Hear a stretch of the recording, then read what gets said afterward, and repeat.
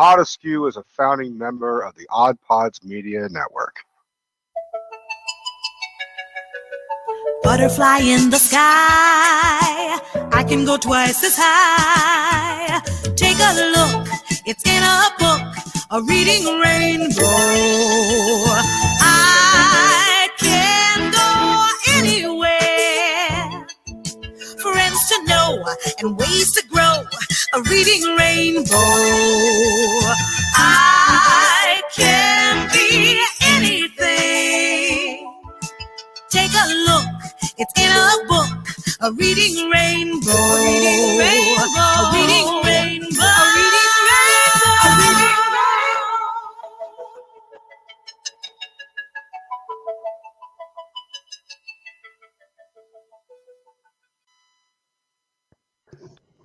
What's up, guys? CJ, thank you for that intro. That was awesome. Let me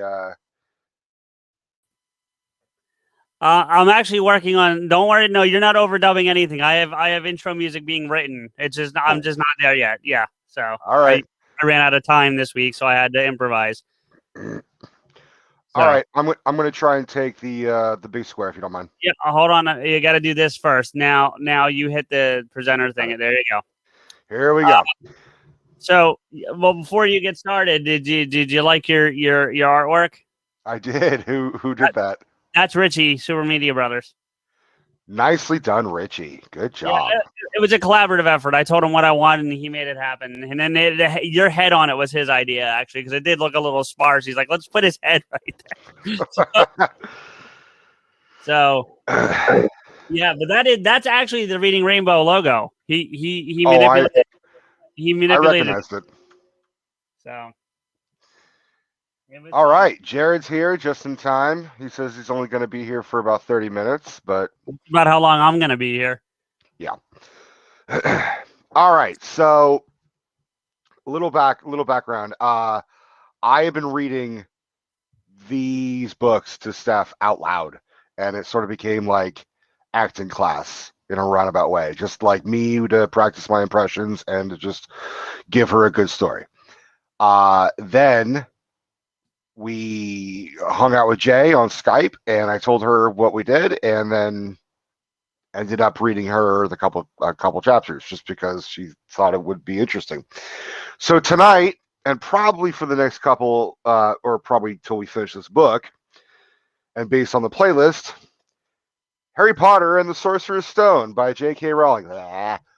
So that's what we're going to start with. And yes, this is going to be mostly PG, G-rated, but you fuckers know me, so I'm going to be ad-libbing here and there with...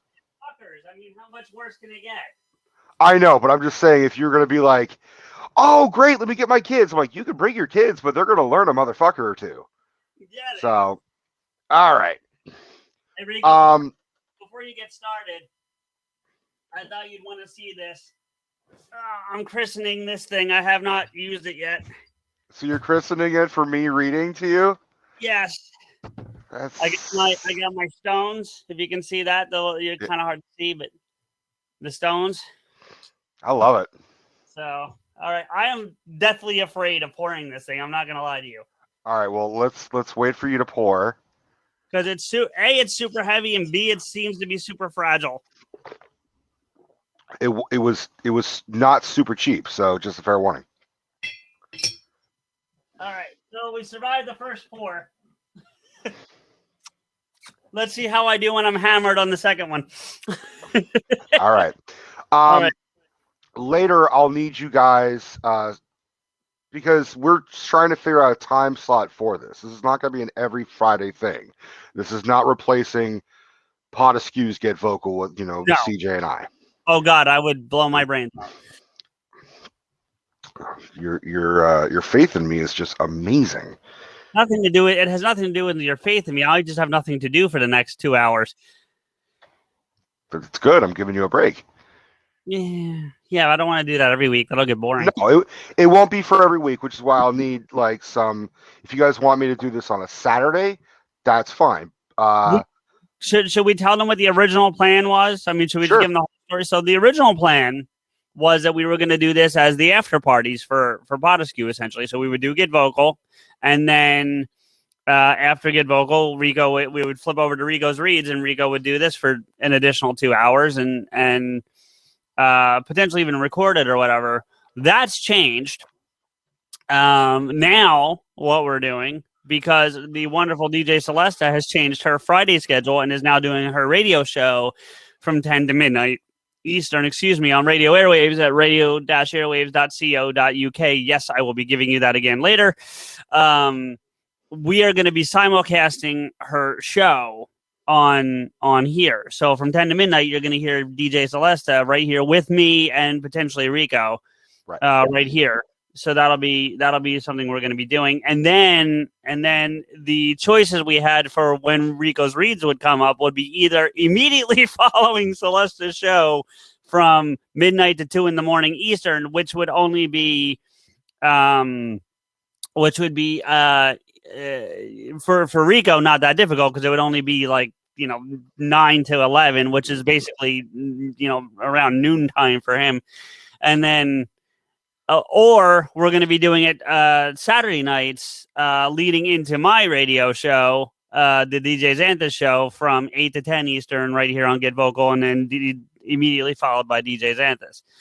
So give us your votes in the chat room. Tell us when you think the best time for you to hear Rico bore us all to death with a book that none of us give a fuck about. No, seriously, if you want to hear Rico read a book to us with, no, you know what? I'm fucking with you because it's my job, but it's actually going to be entertaining, I think, with you doing it with because I know you're going to be doing different voices and whatnot and so forth. And remind me later. Actually, I have something to tell you, but I can't announce it out here yet. Okay, but I want to tell you about it before whose radio show, Kateri? His or Celeste's? Before mine on Saturday, if I'm reading the chat room right. So she's saying on Saturdays from 8 to 10, do this, and then from 10 to midnight, DJ Xanthus. That's fine with me. I mean, that's fine with me. So yeah, we'll figure it out. I want to hear him do the voices of the mice and Cinderella. So do I. Cinderella. Yeah. So I don't know what I'm going to be doing too much except sitting here listening to Rico read, but yeah. So and Jared, just you got the link for that link that Celeste gave you is for her show tonight and my show on Saturdays and Thursdays as well. So please utilize it for that as well, because I think you'll enjoy both. But yeah, all right. So I think I'll shut the fuck up now and let the narrator here. You know what I want you to do, dude? I want you to do like because whenever you pitched this to me, I don't know why, but I immediately thought of, and it's not Columbo but it's Peter Falk, the guy who played Columbo, reading to Fred Savage at the fucking Prince. And I don't like The Princess Bride, but I remember that part. And Peter Falk just doing his Columbo thing, reading. It's just funny to me. If I'm really practiced enough, I could probably read like the regular text as Peter Falk, and then try to do the accents and the characters and everything. But I think that would probably ruin my voices. Just talking like this, the whole time. Let me ask you something. How you do that thing with your eye? Me, I get, but you. All right. I'm sorry. I just couldn't help myself. But all right. Take it away, Mr. Narrator. All right. Chapter 1, The Boy Who Lived. And I apologize to any British people about my British accent. Mr. and Mrs. Dursley of number 4 Privet Drive were proud to say that they were perfectly normal. Thank you very much. They were the last people you'd expect to be involved in anything strange or mysterious, because they just didn't hold with such nonsense. Mr. Dursley was the director of a firm called Grunnings, which made drills. He was a big, beefy man with hardly any neck, although he did have a very large mustache. You know what they say. Mrs. Dursley was thin. Mrs. Dursley was thin and blonde and had nearly twice the usual amount of neck, which came in very useful as she spent so much of her time craning over garden fences, spying on the neighbors. What? Sorry, Rico. Just because we do such a great job planning things in advance, you're not going to get the 5-minute warning. So, do you want me to let you know when that pops so we can kind of do our wrap down, or Sure. what do you? Okay. All right. Sorry. The Dursleys had everything they wanted, but they also had a secret. They were swingers. No, I'm just kidding. And their greatest fear was that somebody would discover it. They didn't think they could bear it if anyone found out about the Potters. Mrs. Potter was Mrs. Dursley's sister, but they hadn't met for several years. In fact, Mrs. Dursley pretended she didn't have a sister because her sister and her good for nothing husband were as un-Dursley-ish as it was possible to be. They were normal. The Dursleys shuddered to think what the neighbors would say if the Potters arrived in the street. Shouldn't that be on the street? Either way. The Dursleys knew that the Potters had a small son too, but they had never even seen him. This boy was another good reason for keeping the Potters away. They didn't want Dudley mixing with a child like that. When Mr. and Mrs. Dursley woke up on the dull, gray Tuesday, our story starts, there was nothing about the cloudy sky outside to suggest that strange and mysterious things would soon be happening all over the country. Mr. Dursley hummed as he picked out his most boring tie for work. On purpose? And Mrs. Dursley gossiped away happily as she wrestled a screaming Dudley into his high chair. None of them noticed a large tawny owl flutter past the window. At 8:30, Mr. Dursley picked up his briefcase, pecked Mrs. Dursley on the cheek, and tried to kiss Dudley goodbye, but missed, because Dudley was now having a tantrum and throwing his cereal at the walls. "Little toy," chortled Mr. Dursley as he left. He got into his car and backed out of number 4's drive. It was on the corner of the street that he noticed the first sign of something peculiar. A cat reading a map. For a second, Mr. Dursley didn't realize what he had seen. Then he jerked his head around to look again. There was a tabby cat standing on the corner of Privet Drive, but there wasn't a map in sight. What could he have been thinking of? It must have been a trick of the light. Mr. Dursley blinked and stared at the cat. It stared back. As Mr. Dursley drove around the corner and up the road, he watched the cat in his mirror. It was now reading the sign that said Privet Drive. No, looking at the sign. Cats couldn't read maps or signs. Mr. Dursley gave himself a little shake and put the cat out of his mind. As he drove toward town, he thought of nothing except a large order of drills he was hoping to get that day. Freak. But on the edge of town, drills were driven out of his mind by something else. As he sat in the usual morning traffic jam, he couldn't help noticing that there seemed to be a lot of strangely dressed people about. People in cloaks. Mr. Dursley couldn't bear people who dressed the get-ups you saw in young people. In my day, he supposed this was some stupid new fashion. He drummed his fingers on steering wheel, and his eyes fell on a huddle of these weirdos standing quite close by. They were whispering excitedly together. Mr. Dursley was enraged to see that a couple of them weren't young at all. Why, that man had to be older than he was and wearing an emerald green cloak. Yeah, those are called hippies. The nerve of him! But then it struck Mr. Dursley that this was probably some silly stunt. These people were obviously collecting for something. Yes, that would be it. The traffic moved on. A few minutes later, Mr. Dursley arrived in the Grunnings parking lot, his mind back on drills. He should be fucking thinking about drilling his wife. He'd be a whole lot happier. Mr. Dursley always sat with his back to the window in his office on the 9th floor. If he hadn't, he might have found it harder to concentrate on drills that morning. He didn't see the owls swooping past in broad daylight, though people down the street did. They pointed and gazed open-mouthed as owl after owl sped overhead, which meant that they all shat in their mouths. Most of them had never seen an owl even at nighttime. Mr. Dursley, however, had a perfectly normal, owl-free morning. He yelled at 5 different people. He made several important telephone calls and shouted a bit more. He was in a very good mood until lunchtime, when he thought he'd stretch his legs and walk across the road to buy himself a bun from the bakery. He'd forgotten all about the people in cloaks until he passed a group of them next to the baker's. He eyed them angrily as he passed. He didn't know why, but they made him uneasy. This bunch were whispering excitedly, too, and he couldn't see a single collecting tin. It was on his way back past them, clutching a large donut in a bag, that he caught a few words of what they were saying. The Potters! That's right! That's what I heard! Yes, the son, Harry! Mr. Dursley stopped dead. Fear flooded him. He looked back at the whisperers as if he wanted to say something to them, but thought better of it. He dashed back across the road, hurried up to his office, snapped disturb him, seized his telephone, and almost finished dialing his home number when he changed his mind. He put the receiver back down and stroked his mustache, thinking, no, he was being stupid. Potter wasn't such an unusual name. He was sure there were lots of people called Potter who had a son called Harry. Come to think of it, he wasn't even sure his nephew was called Harry. He'd never even seen the boy. It might have been Harvey or Harold. Well, Harry fucking comes from Harold, dipshit, so you're half right. There was no point in worrying Mrs. Dursley. She always got so upset any mention of her sister. He didn't blame her if he'd had a sister like that, but all the same, those people in cloaks. He's cloak phobic.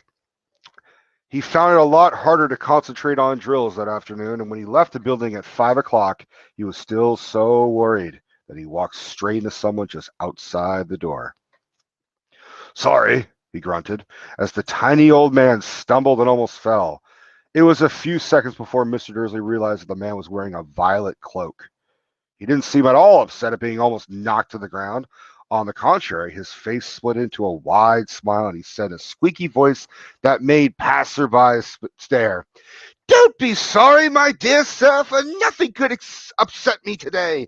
Rejoice, for you know who is gone at last. Even muggles like yourself should be celebrating this happy, happy day. And the old man hugged Mr. Dursley around the middle and fucked off. Mr. Dursley stood rooted to the spot. He had been hugged by a complete stranger. He also thought he had been called a muggle, whatever the fuck that was. He was rattled. He hurried to his car and set off for home, hoping he was imagining things which he had never hoped before because he didn't approve of imagination. What a chode. As he pulled into the driveway of number 4, the first thing he saw, and it didn't improve his mood, was the tabby cat he'd spotted that morning. It was now sitting on his garden wall. He was sure it was the same one and had the same markings around its eyes. Shoo! Said Mr. Dursley loudly. The cat didn't move. It just gave him a stern look. Was this normal cat behavior? Yes, Mr. Dursley wondered. Trying to pull himself together, he let himself into the house. He was still determined not to mention anything to his wife. Mrs. Dursley had had a nice, normal day. She told him over dinner all about Mrs. Next Door's problems with her daughter and how Dudley had learned a new word, won't. I'm raising them right. Mr. Dursley tried to act normally.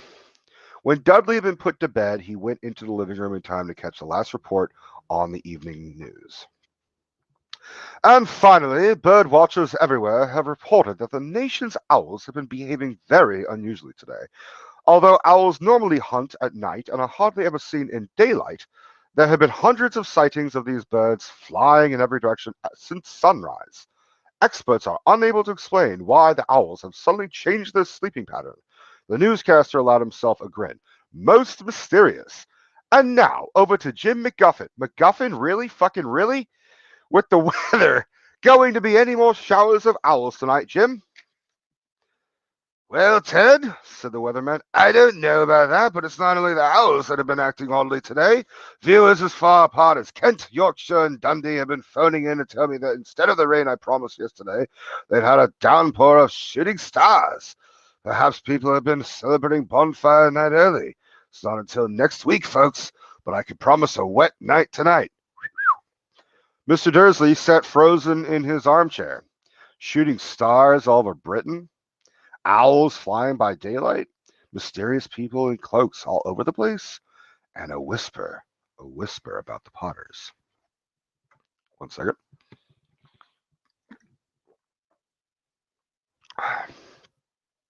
Mrs. Dursley came into the living room carrying 2 cups of tea. It was Yeah, drink that water. All right. It was no good. He'd have to say something to her. He cleared his throat nervously. Petunia, dear, you haven't heard from your sister lately, have you? As he had expected, Mrs. Dursley looked shocked and angry. After all, they normally pretended she didn't have a sister. No, she said sharply. Why? Funny thing on the news, Mr. Dursley mumbled. Owls, shooting stars, and there's a lot of funny-looking people in town today. So, snapped Mrs. Dursley. Well, I just thought maybe it was something to do with, her crowd. Mrs. Dursley sipped her tea through pursed lips. Mr. Dursley wondered whether he dared to tell her he'd heard the name Potter. He decided he didn't dare. He's a giant fucking pussy. Instead, he said as casual as he could, "The son. He'd be about Dudley's age now, wouldn't he?" I suppose so, said Mrs. Dursley stiffly. What's his name again? Howard, isn't it? Harry. Nasty common name, if you ask me. Oh, yes, said Mr. Dursley, his heart sinking horribly. Yes, I quite agree. He didn't say another word on the subject as they went upstairs to bed. While Mrs. Dursley was in the bathroom, Mr. Dursley crept to the bedroom window and peered down into the front garden. The cat was still there. It was staring down Privet Drive as though it was waiting for something. Was he imagining things? Could all this have anything to do with the Potters? Find out next week. No, I'm just kidding. If it did, if it got out that they were related to a pair of, well, he didn't think he could bear it. The Dursleys got into bed. Mrs. Dursley fell asleep quickly, but Mr. Dursley lay awake, turning it all over in his mind. His last comforting thought before he fell asleep was that even if the Potters were in that was random. My thing just shut off for a second. You guys can still hear me? Okay. That's weird. It's been charging the whole time. It should have shut off.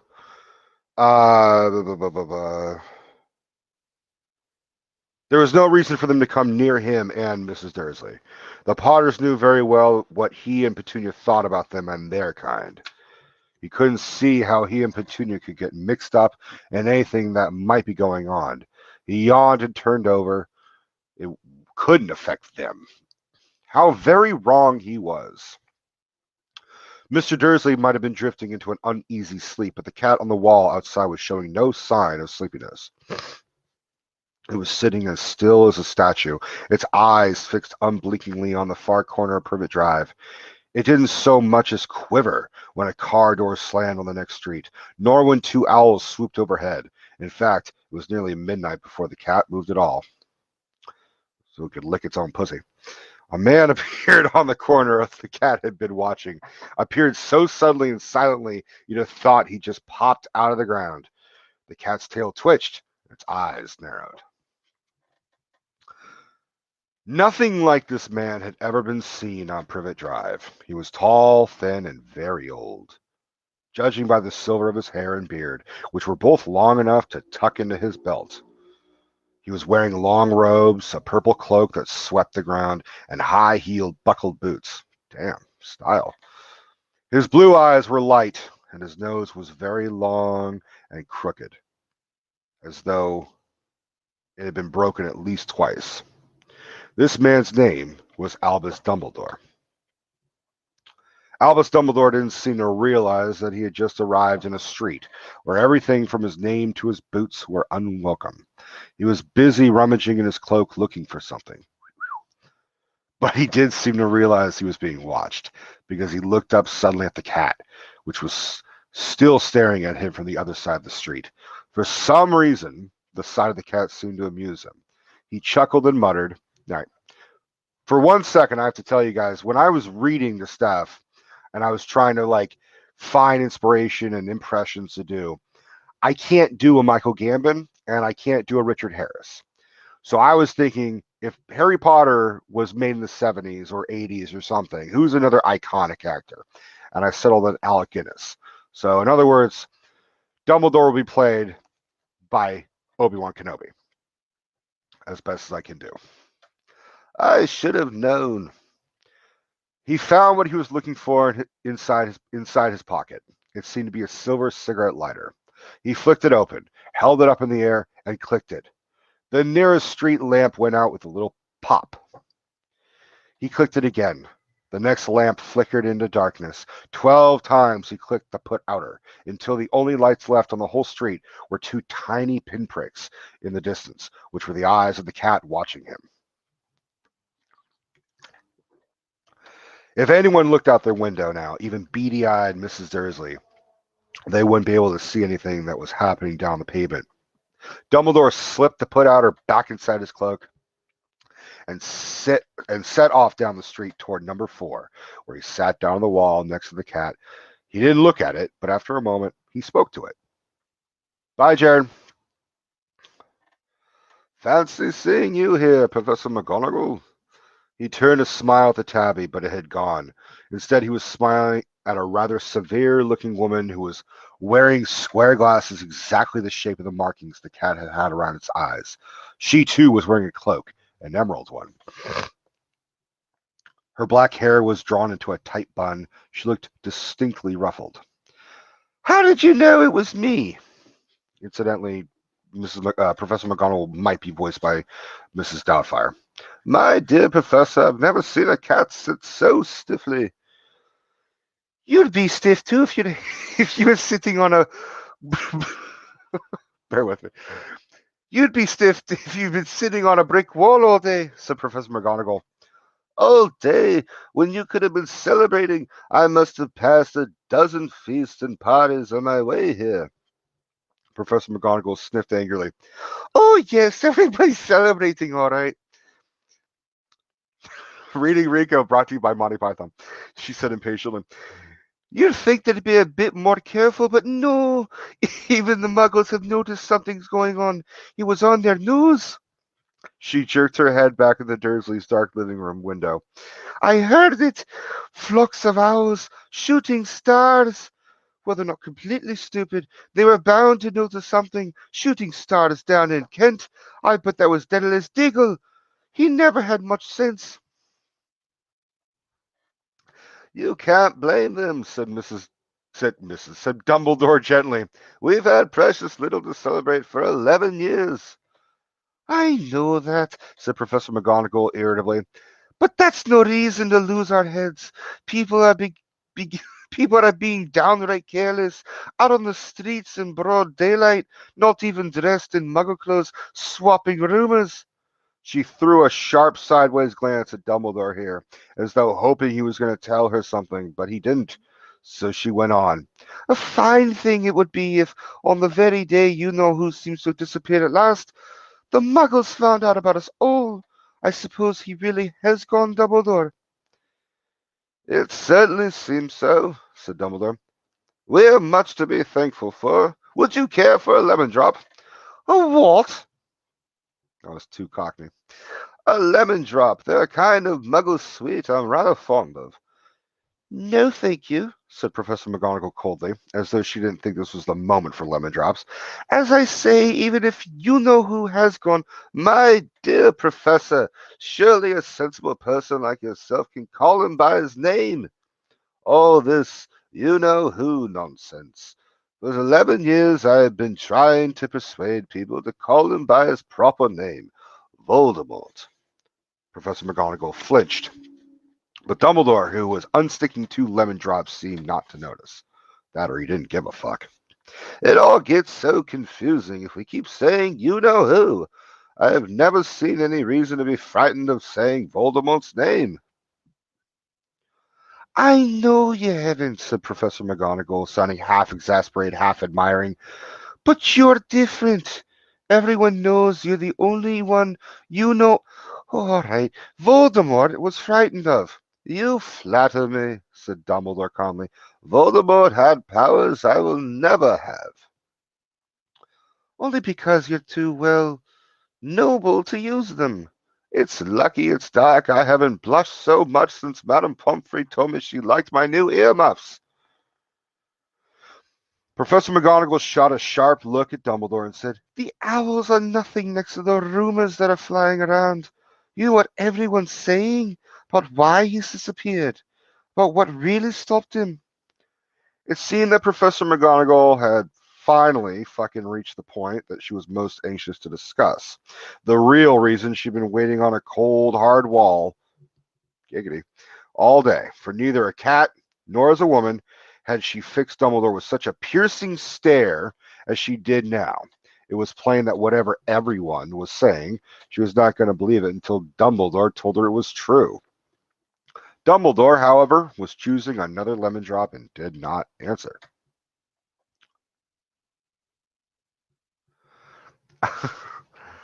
No, CJ, he's going to try. I'm going to try and keep it as Alec Guinness as much as possible. Although I will add a Michael Gambon-esque line in book 4. Where he'll be like, "Did you put your neighbor like that on fire?" Smack, smack, smack. He said calmly. I heard Steph laughing. "What they're saying," she pressed on, "is that last night Voldemort turned up in Godric's Hollow. He went to find the Potters. The rumors that Lily and James Potter are that they're dead." Dumbledore bowed his head like this. Professor McGonagall gasped. "Lily and James! I can't believe it. I didn't want to believe it. Oh, Albus!" Dumbledore reached out and patted her on the shoulder. "I know. I know," he said heavily. Professor McGonagall's voice trembled as she went on. "That's not all. They're saying he tried to kill the Potter's son, Harry. But he couldn't. He couldn't kill that little boy. No one knows why or how, but they're saying that when he couldn't kill Harry Potter, Voldemort's power somehow broke, and that's why he's gone." Dumbledore nodded glumly. It's true," faltered Professor McGonagall. "After all he's done, all the people he's killed, he couldn't kill a little boy. It's just astounding of all the things to stop him, and how in the name of heaven did Harry survive?" "We can only guess," said Dumbledore. "We may never know." Professor McGonagall pulled out a lace handkerchief and dabbed at her eyes beneath her spectacles. Dumbledore gave a great sniff, like that, as he took a golden watch from his pocket and examined it. It was a very odd watch. It had 12 hands. Nicely done. It had 12 hands, but no numbers. Instead, little planets were moving around the edge. It must have made sense to Dumbledore, though, because he put it back in his pocket and said, "Hagrid's late. I suppose it was he who told you I'd be here, by the way." "Yes," said Professor McGonagall, "and I don't suppose you're going to tell me why you're here, of all places." "I've come to bring Harry to his aunt and uncle. They're the only family he has left now." You can't mean the people who live here," cried Professor McGonagall, jumping to her feet and pointing at number 4. "Dumbledore, you can't. They're fucking assholes. I've been watching them all day. You couldn't find two people who are less like us. And they've got the son. I saw him kicking his mother all the way up the street screaming for sweets. Harry Potter, come and live here." "It's the best place for him," said Professor Dumbledore firmly. There, that's a word. "His aunt and uncle will be able to explain everything to him when he's older. I've written them a letter." "A letter?" repeated Professor McGonagall faintly, sitting back down on the wall. "Really, Dumbledore, you think you can explain all this in a letter? These people never understand him. He'll be famous, a legend. I'd be surprised if today were known as Harry Potter Day in the future. There will be books written about Harry. Every child in our world will know his name."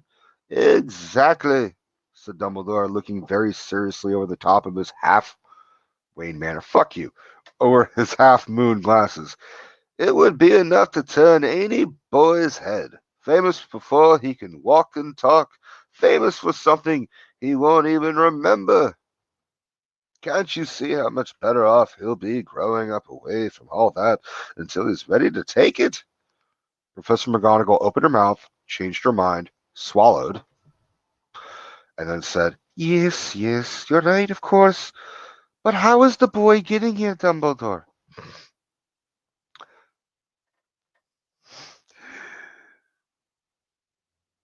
She eyed his cloak suddenly as though she thought he might be hiding Harry underneath it. Is this your kid? Hagrid's Hagrid is bringing him. You think it wise to trust Dumbledore? To trust now? See, CJ, you got me all fucking Wayne Mannering over here. You think it wise to trust Hagrid with something as important as this? I would trust Hagrid with my life, said Dumbledore. I'm not saying his heart isn't in the right place, said Professor McGonagall grudgingly, but you can't pretend he's not careless. He does tend to. What was that? A low rumbling sound had broken the silence around them. It grew steadily louder as they looked up and down the street for some sign of a headlight. It swelled to a roar as they both looked up at the sky. And a huge fucking motorcycle fell out of the air and landed on the road in front of them.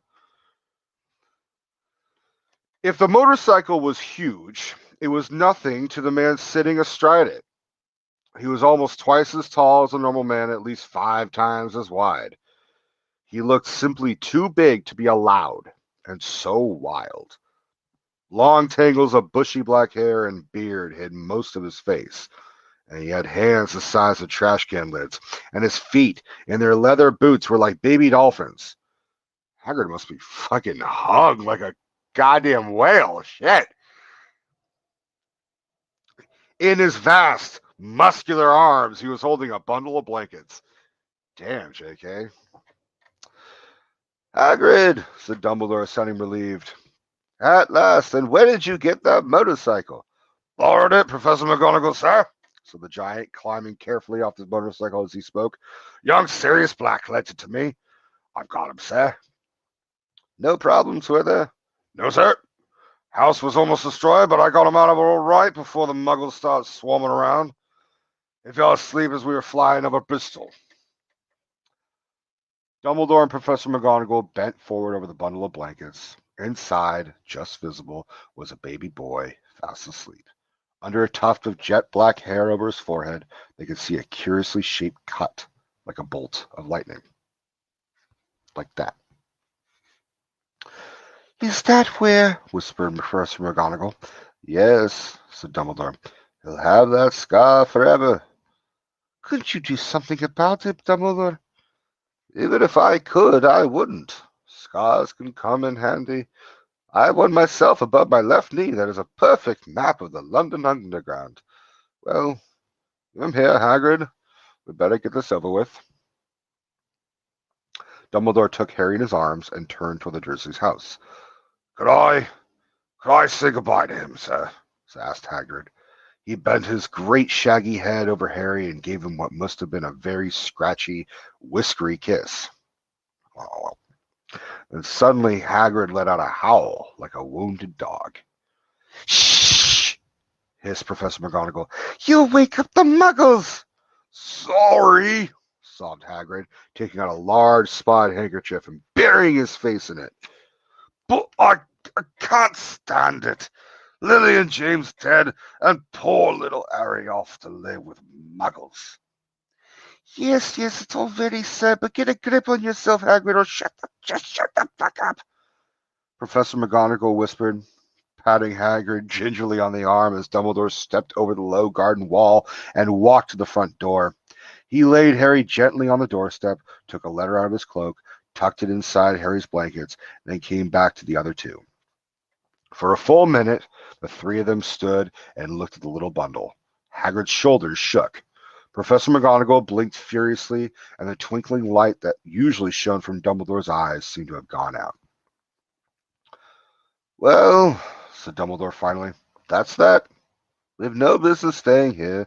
We may as well go and join the celebrations. Yeah, said Hagrid in a very muffled voice. I'll be taking Sirius Black now. Good night, Professor McGonagall. Professor Dumbledore, sir. Wiping his streaming eyes on his jacket sleeve, Hagrid swung himself onto the motorcycle and kicked the engine into life. With a roar, it rose into the air and off into the night. I shall see you soon, I expect, Professor McGonagall, said Dumbledore, nodding to her. Professor McGonagall blew her nose in reply. What a bitch. Just hot. Dumbledore turned and walked back down the street. On the corner, he stopped and took out the silver put-outer.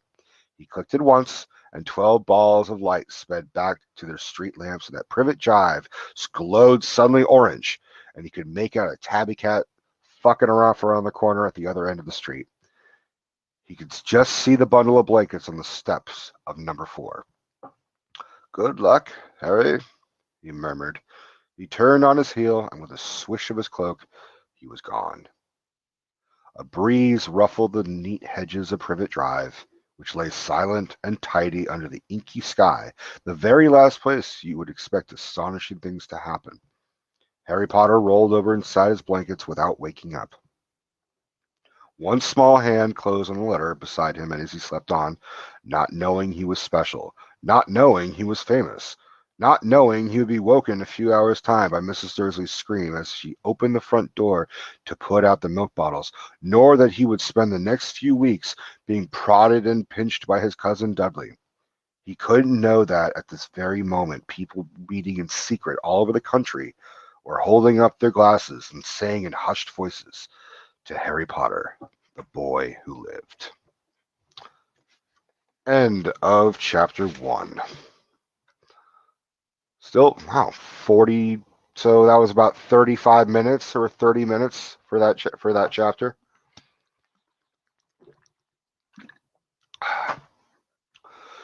Let's see how far I can go.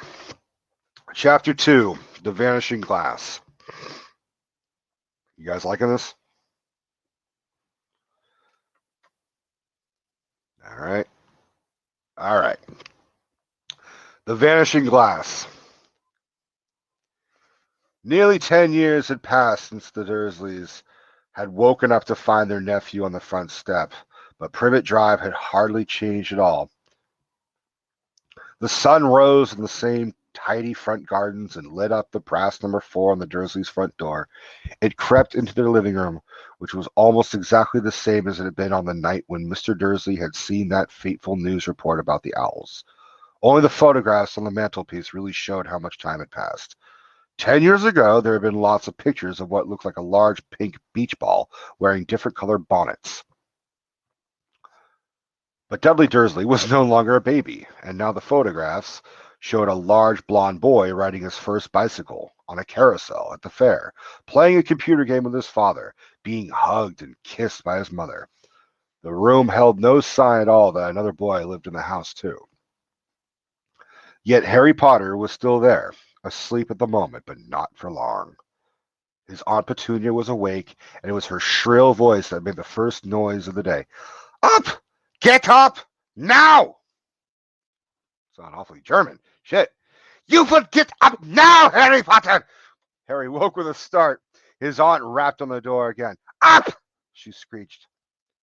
Harry heard her walking toward the kitchen, and then the sound of the frying pan being put on the stove. He rolled onto his back and tried to remember the dream he had been having. It had been a good one. There had been a flying motorcycle in it. He had a funny feeling he'd had the same dream before. His aunt was back outside the door. Are you up yet? She demanded. Nearly, said Harry. Well, get a move on. I want you to look after the bacon. And don't you dare let it burn. I want everything perfect on Duddy's day. Harry groaned. What did you say? His aunt snapped through the door. I'm sorry, I'm just making myself laugh here. Nothing. Dudley's birthday. How could he have fucking forgotten? Harry got slowly out of bed and started looking for socks. He found a pair under his bed, and after pulling a spider off of one of them, put them on. Harry was used to spiders because the cupboard under the stairs was full of them, and that was where he slept. When he was dressed, he went down the hall into the kitchen. The table was almost hidden beneath all Dudley's birthday presents. It looked as though Dudley had gotten the new computer he wanted, not to mention the second television and the racing bike. Spoiled motherfucker. Exactly why Dudley wanted a racing bike was a mystery to Harry, as Dudley was very fat and hated exercise, unless, of course, it involved punching somebody. Dudley's favorite punching bag was Harry, but he couldn't often catch Harry. Harry didn't look it, but he was very fast. Perhaps it had been something to do with living in a dark cupboard, but Harry had always been small and skinny for his age. He looked even smaller and skinnier than he really was because all he had to wear were the old clothes of Dudley's, and Dudley was about 4 times bigger than he was. Harry had a thin face, knobbly knees, black hair, and bright green eyes. Remember that shit about the eyes. That shit's important. He wore round glasses held together with a lot of scotch tape because of all the times Dudley had punched him on the nose. The only thing Harry liked about his own appearance was a very thin scar on his forehead that was shaped like a bolt of lightning. He had had it as long as he could remember, and the first question he could ever remember asking his aunt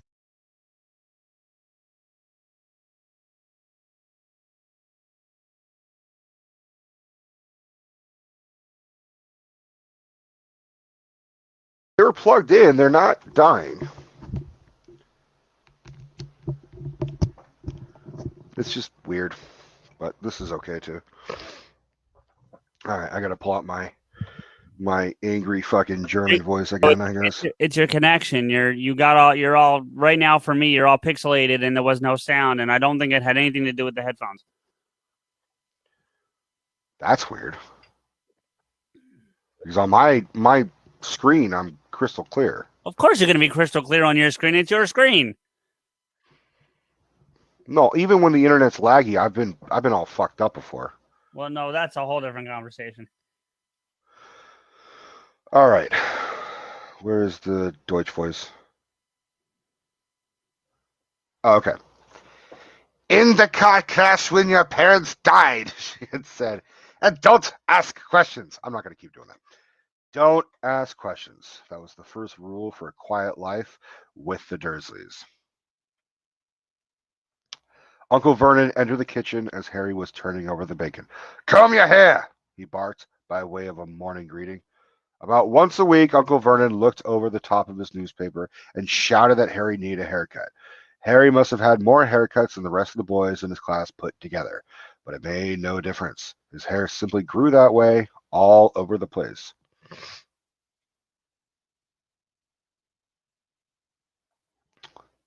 Harry was frying eggs by the time Dudley arrived in the kitchen with his mother. Dudley looked a lot like Uncle Vernon.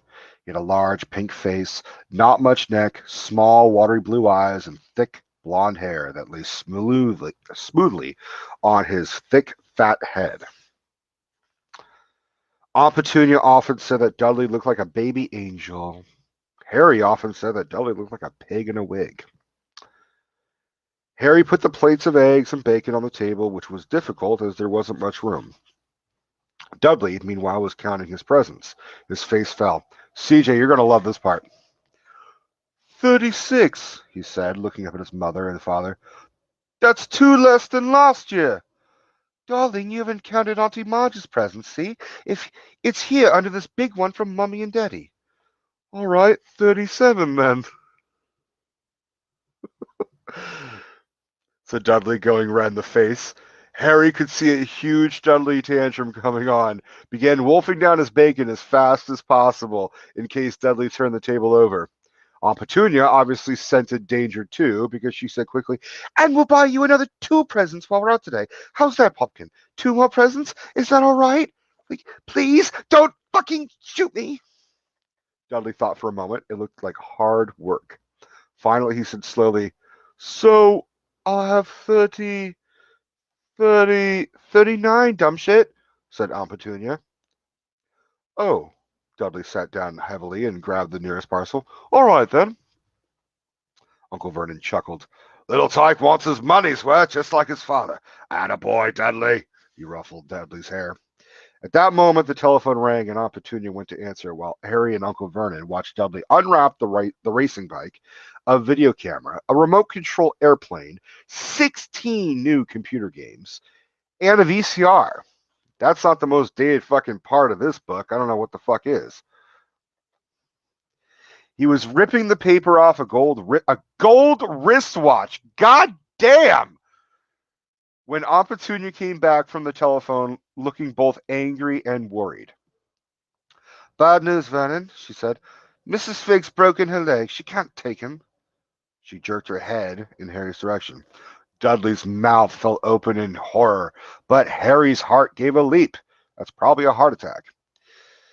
Every year on Dudley's birthday, his parents took him and a friend out for the day to adventure parks, hamburger restaurants, or the movies. Every year, Harry was left behind with Mrs. Fig, a mad old lady who lived 2 streets away. Harry hated it there. The whole house smelled of cabbage, and Mrs. Fig made him look at photographs of all the cats she'd ever owned. Jay, does your house smell like cabbage? Now what? Said Aunt Petunia, looking furiously at Harry as though he'd planned this. Harry knew he ought to feel sorry that Mrs. Fig had broken her leg, but it wasn't easy when he reminded himself it would be a whole year before he had to look at Tibbles, Snowy, Mr. Paws, and Tufty again. We could phone Marge, Uncle Vernon suggested. Don't be silly, Vernon. She hates the boy. The Dursleys often spoke about Harry like this, as though he wasn't there, or rather, as though he was something very nasty that couldn't understand them, like a slug. What about, what's her name, your friend, Yvonne? On vacation in Mallorca, snapped Aunt Petunia. I think I'm just impressed I pronounced Mallorca properly. You could just leave me here, Harry put in hopefully. He'd be able to watch what he wanted on television for a change, and maybe even have a go on Dudley's computer. Right, because Dudley would not fucking notice that, and then beat the fuck out of him afterwards. Aunt Petunia looked as though she just swallowed a lemon. Like that. And come back and find the house in ruins, she snarled. I won't blow up the house, said Harry, but they weren't listening. First off, you let the kid fucking cook bacon and eggs, but like you can't leave him alone for an hour? Like you trust him with fucking hot grease and oven and shit? I suppose we could take him to the zoo, said Aunt Petunia slowly, and leave him in the car. That car's new. He's not sitting in alone. Dudley began to cry loudly. In fact, he wasn't really crying. It had been years since he'd really cried, but he knew that if he screwed up his face and wailed, his mother would give him anything he wanted. Dinky Duddy-Dums, don't cry. Mummy won't let him spoil your special day, she cried, flinging her arms around him. I don't want him to come. Boo, boo, boo, boo. Dudley yelled between huge pretended sobs. He always spoils everything. He shot Harry a nasty grin through the gap in his mother's arms. Just then the doorbell rang. Oh, good Lord, they're here, said Aunt Petunia frantically. And a moment later, Dudley's best friend, you guys have got to fucking listen to this best friend's name, Piers Polkiss. Piers Polkiss. JK was like, I'm going to make a name up. Piers Polkiss walked in with his mother. Piers was a scrawny boy with a face like a rat. He was usually the one who held people's arms behind their backs while Dudley hit them. Dudley stopped pretending to cry at once. It went boo boo. Half an hour later, Harry, who couldn't believe his luck, was sitting in the back of the Dursleys' car with Piers and Dudley on the way to the zoo for the first time in his life. It's not Pocus, it's Polkiss. Polkiss. I'm just going to call him Piers Kiss Ass. All right. His aunts and uncle hadn't been able to think of anything else to do with him, but before they left, Uncle Vernon had taken Harry aside. I'm warning you, he had said, putting his large purple face right up close to Harry's. I'm warning you now, boy. Any funny business, anything at all, and you'll be in that cupboard from now until Christmas. I'm not going to do anything, said Harry, honestly. But Uncle Vernon didn't believe him. No one ever did. The problem was, strange things often happened around Harry, and it was just no good telling the Dursleys he didn't make that shit happen. Once, Aunt Petunia, tired of Harry coming back from the barber's looking as though he hadn't been at all, had taken a pair of kitchen scissors and cut his hair so short he was almost bald, like that, except for his bangs, which she left to hide that abnormal scar.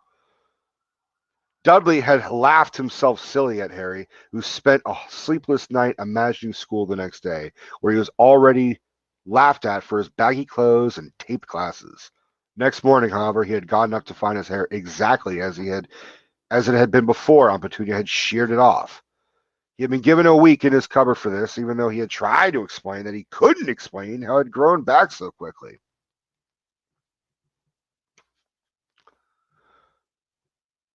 Another time, Aunt Petunia had been trying to force him into a revolting old sweater of Dudley's, brown with orange puffballs. The harder she tried to pull it over his head, the smaller it seemed to become, until finally it might have fitted a hand puppet, but certainly couldn't fit Harry. Aunt Petunia had decided it must have shrunk in the wash, and to his great relief, Harry wasn't punished. On the other hand, he'd gotten into terrible trouble for being found on the roof of the school kitchens. Dudley's gang had been chasing him as usual when, much to Harry's surprise as anyone else's, there he was sitting on the chimney. The Dursleys had received a very angry letter from Harry's headmistress telling them Harry had been climbing school buildings. But all he tried to do, as he shouted at Uncle Vernon through the locked door of his cupboard, was jump behind the big trash cans outside the kitchen doors. Harry supposed that the wind must have caught him in mid-jump. Really? Like, I know CJ was riding his bike and that wind took his ass, but like, the wind carried Harry to a fucking, like, roof? What the fuck is Harry's secret? But today, nothing was going to go wrong.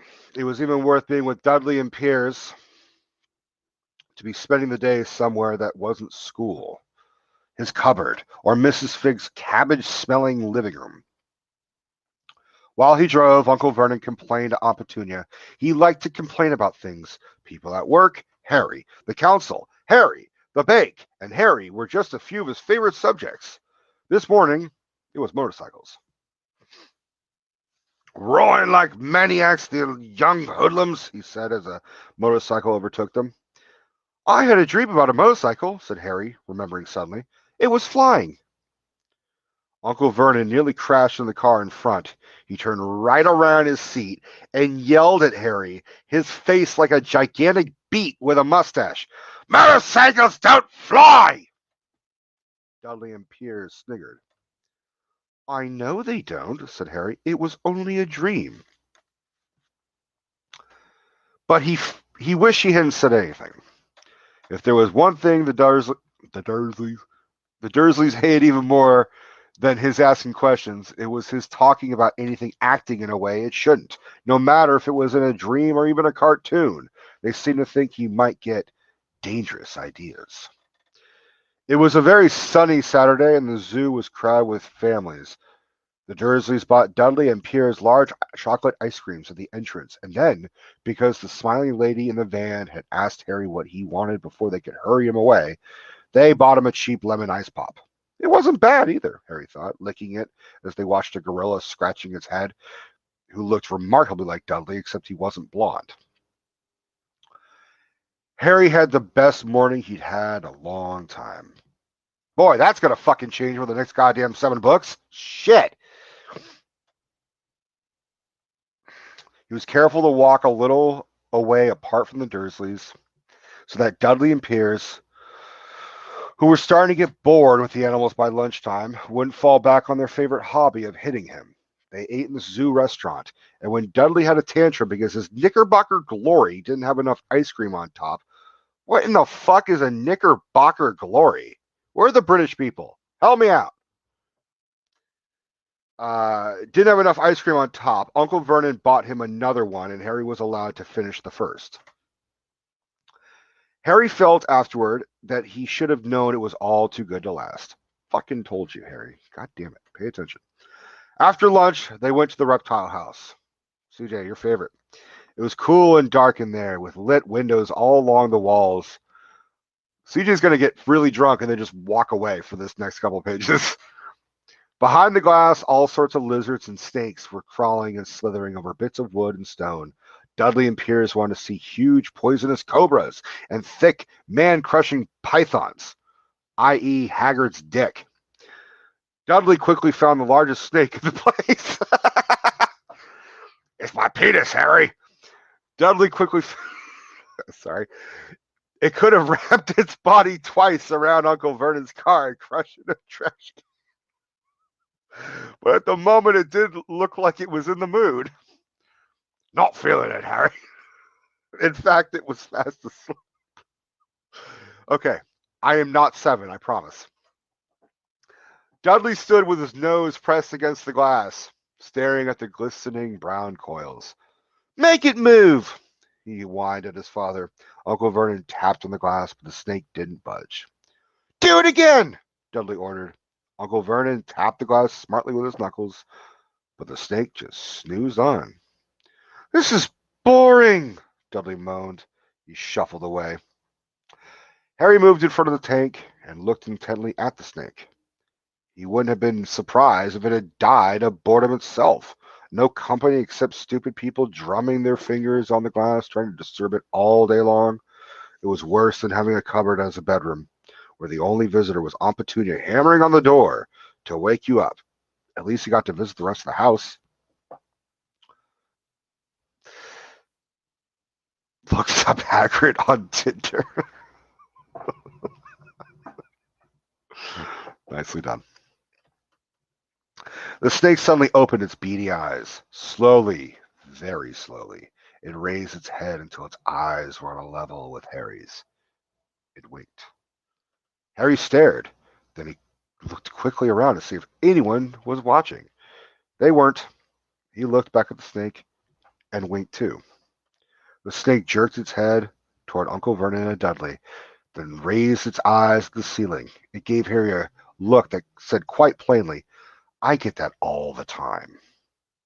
I know, Harry murmured through the glass, though he wasn't sure the snake could hear him. It must be really annoying. The snake nodded vigorously. Where do you come from, anyway? Harry asked. The snake jabbed its tail at a little sign next to the glass. Harry peered at it. Boa constrictor, Brazil.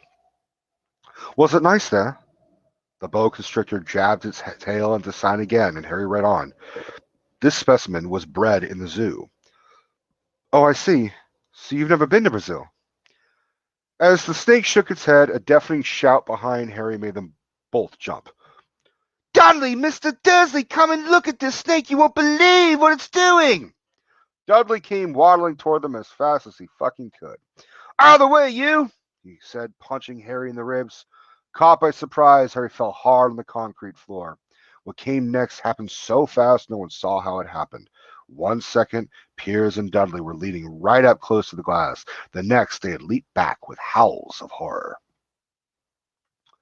Harry sat up and gasped. The glass front of the boa constrictor's tank had vanished.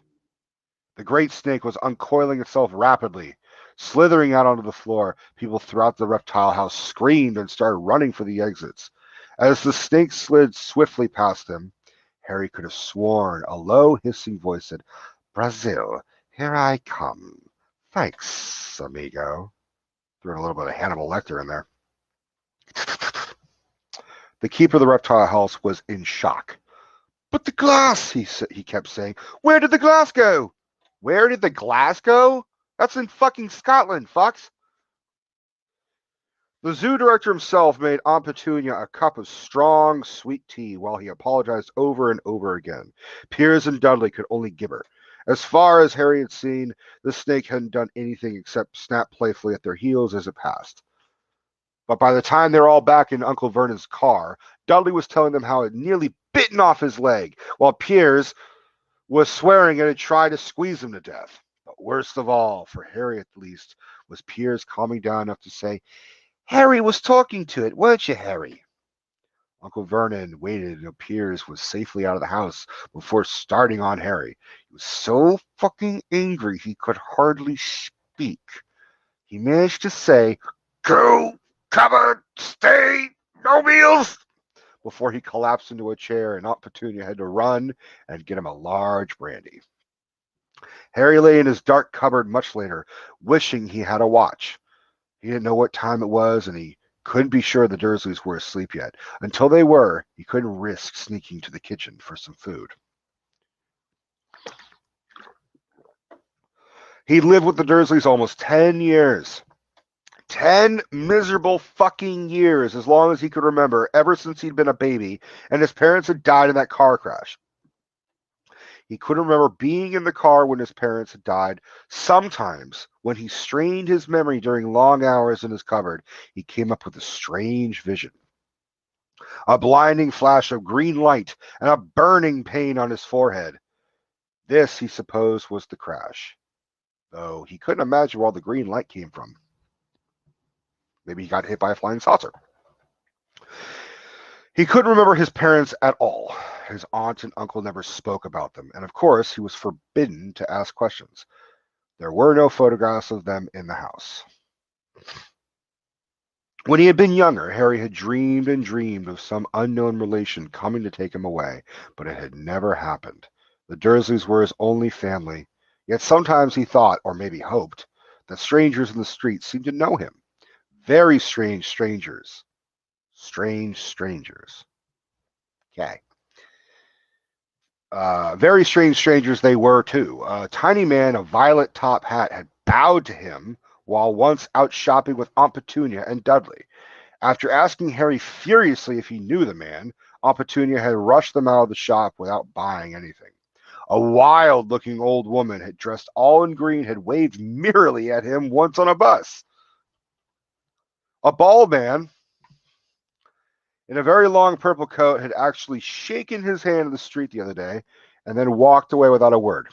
Yeah, I really didn't want to say a whole lot to him because like his nephew was right there and his aunt's a bitch, so it was just kind of like shake and leave.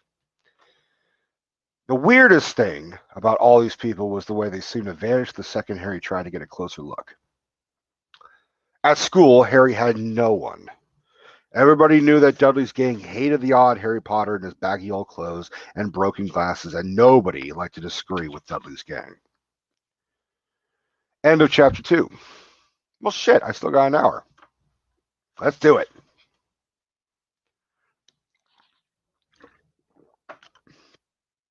CJ, you doing all right? You bored? What kind of fucking answer is this? Got it. You're getting drunk. Chapter 3. The Letters from No One. The escape of the Brazilian boa constrictor earned Harry his longest ever punishment. That sounds way too dirty. By the time he was allowed out of his cupboard again, the summer holidays had started and Dudley had already broken his new video camera, crashed his remote control airplane, and first time out on his racing bike, knocked down old Mrs. Figg as she crossed Privet Drive on her crutches. What a little fucking monster. Like, you don't fuck over the cat lady. She's suffering enough as it is. Harry was glad school was over. But there were no escaping Dudley's gang, who visited the house every single day. Piers, Dennis, Malcolm, and Gordon were all big and stupid, but as Dudley was the biggest and stupidest of the lot, he was the leader. The rest of them were all quite happy to join in Dudley's favorite sport, Harry hunting. You guys talking about Skittles? Nice. This is why Harry spent as much time as possible out of the house, wandering around and thinking about the end of the holidays, where he could see a tiny ray of hope. When September came, wake me up when September ends, he would be going off to secondary school, and for the first time in his life, he wouldn't be with Dudley. Dudley had been accepted at Uncle Vernon's old private school, Smeltings. Piers Polkiss was going there too. It's just a fucking bad name. Sorry. Harry, on the other hand, was going to Stonewall High, the local public school. Dudley thought this was very funny. They stuff people's heads down the toilet the first day at Stonewall, he told Harry. Want to come upstairs and practice? No thanks, said Harry. The poor toilet's never had anything as horrible as your head down it. It might get sick. Then he ran, before Dudley could work out what the fuck he just said. One day in July, Aunt Petunia took Dudley to London to buy his Smeltings uniform, leaving Harry at Mrs. Figg's. Mrs. Figg wasn't as bad as usual. Turned out she'd broken her leg tripping on one of her cats, and she didn't seem quite as fond of them as before. She let Harry watch television and gave him a bit of chocolate cake that tasted as though she'd had it for several years. Yeah, that's not good. That's why he's so thin. He's just throwing up all the time from all the food they give him. That evening, Dudley paraded around the living room for the family in his brand new uniform. Smelting's boys wore maroon tailcoats, orange knickerbockers, and flat straw hats called boaters. They also carried novelty sticks used for hitting each other when the teachers weren't looking. This was supposed to be good training for later life. Yeah, abuse your friends. Become the president. As he looked at Dudley in his new knickerbockers, Uncle Vernon said gruffly that it was the proudest moment of his life. Aunt Petunia burst into tears and said she couldn't believe it was her Ickle Dudleykins. He looked so handsome and grown up. Harry didn't trust himself to speak. He thought two of his ribs might have already cracked from trying not to laugh. There was a horrible smell in the kitchen the next morning when Harry went in for breakfast. It seemed to be coming from a large metal tub in the sink. He went to have a look.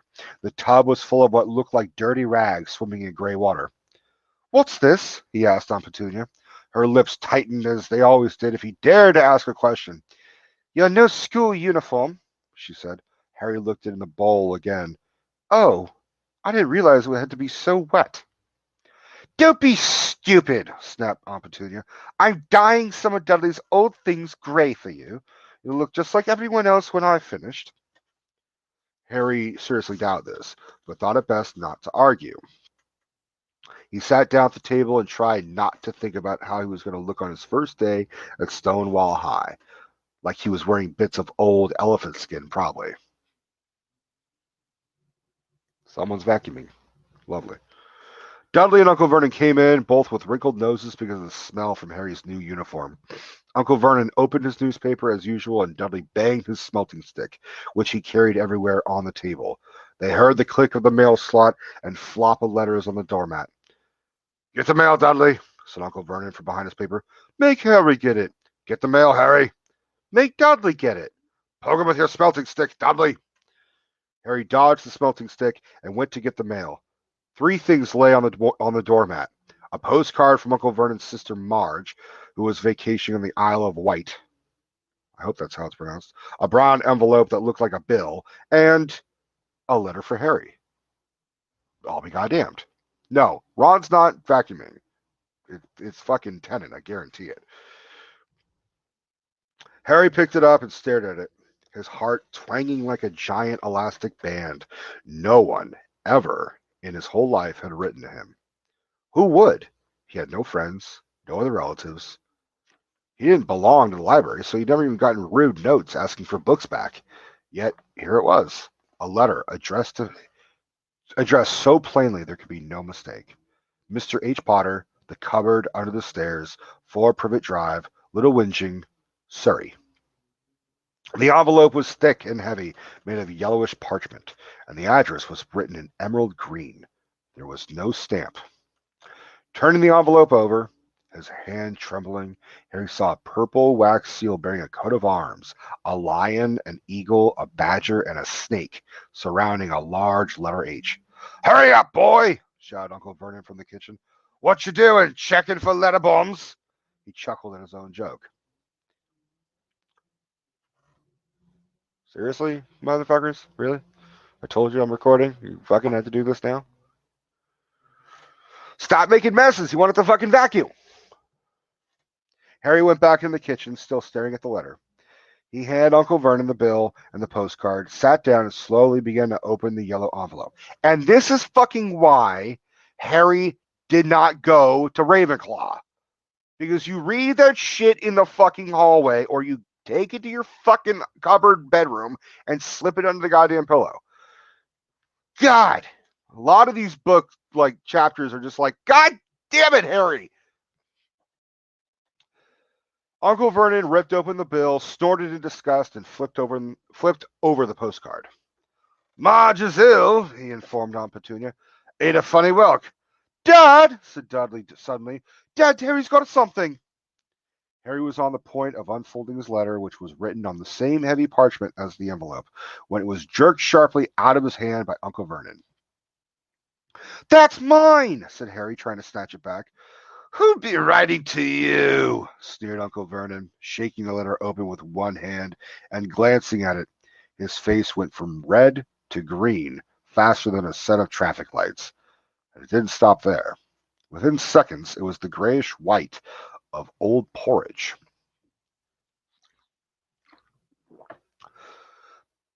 "Petunia!" he gasped.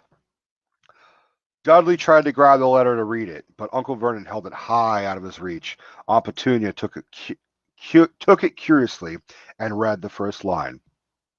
For a moment, it looked as though she might faint. She clutched her throat and made a choking noise. "Vernon! Oh my goodness, Vernon! Oh my older humanity!" They stared at each other, seeming to have forgotten that Harry and Dudley were still in the room. Dudley wasn't used to being ignored. He gave his father a sharp tap on the head with his smelting stick. What am I drinking? I'm drinking water. "I want to read that letter," he said loudly. "I want to read it," said Harry furiously, "as it's mine." "Get out, both of you!" croaked Uncle Vernon, stuffing the letter back inside its envelope. Harry didn't move. "I want my letter," he shouted. "Let me see it," demanded Dudley. "Out!" roared Uncle Vernon. And he took both Harry and Dudley by the scruffs of their necks and threw them into the hall, slamming the kitchen door behind them. Harry and Dudley promptly had a furious but silent fight over who would listen at the keyhole. Dudley won. So Harry, his glasses dangling from one ear, lay flat on his stomach to listen at the crack between door and floor. "Vernon," Uncle Petunia was saying in a quivering voice, "look at the address. How could they possibly know where he sleeps? You don't think they're watching the house? Watching, spying, might be following us," muttered Uncle Vernon wildly. "But what should we do, Vernon? Should we write back? Tell them we don't want—" Harry could see Uncle Vernon's shiny black shoes pacing up and down the kitchen. "No," he said finally. "No, we'll ignore it. If they don't get an answer, yes, that's best. We won't do anything." "But I'm not having one in the house, Petunia. Didn't we swear when we took him in we'd stamp out that dangerous nonsense?" That evening, when he got back from work, Uncle Vernon did something he'd never done before. He visited Harry in his cupboard. "Where's my letter?" said Harry, the moment Uncle Vernon had squeezed through the door. "Who's writing to me?" "No one. It was addressed to you by mistake," said Uncle Vernon shortly. "I burnt it." "It was not a mistake," said Harry angrily. "It had my cupboard on it." "Silence! I kill you!" yelled Uncle Vernon, and a couple of spiders fell from the ceiling. Jesus Christ. I always get twitchy from spiders. He took a few deep breaths and then forced his face into a smile, which looked quite painful. Yes, Harry, about this cupboard. Your aunt and I have been thinking you're really getting a bit big for it. We think it might be nice if you moved into Dudley's second bedroom." "Why?" said Harry. "Don't ask questions," snapped his uncle. "Take the stuff upstairs now." The Dursleys' house had 4 bedrooms. One for Uncle Vernon and Aunt Petunia, one for visitors, usually Uncle Vernon's sister, Marge, one where Dudley slept, and one where Dudley kept all the toys and things that wouldn't fit in his first bedroom. It only took Harry one trip upstairs to move everything he owned from the cupboard to his room. He sat down on the bed and stared around him. Nearly everything in here was broken. The month-old video camera was lying on top of a small working tank Dudley had once driven over the next-door neighbor's dog. What a little fucking psycho. Jesus fuck. In the corner was Dudley's first ever television set, which he'd put his foot through when his favorite program had been canceled. Oh, Sesame Street's Prancer, boo boo. There was a large bird cage which had once held a parrot that Dudley has swapped at school for a real air rifle, which was up on a shelf with the end all bent because Dudley has sat on it. Other shelves were full of books. They were the only things in the room that looked as though they'd never been touched. From downstairs came the sound of Dudley's bawling at his mother. I don't want him in there. I need that room. Boo boo, make him get out. Harry sighed and stretched out on the bed. Yesterday he'd have given anything to be up there.